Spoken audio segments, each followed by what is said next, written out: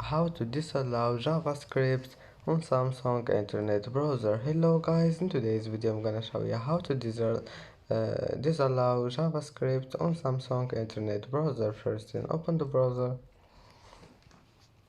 and then click these three lines here in the bottom corner, and after you click on it, click settings and scroll down until you find sites and downloads, and here you will find site permissions. Click on it and click this one, allow JavaScript.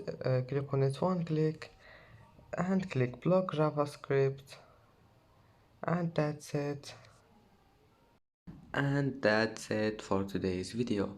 If you like this video, don't forget like and subscribe, and thank you for watching this video until the end, and see you in the next video.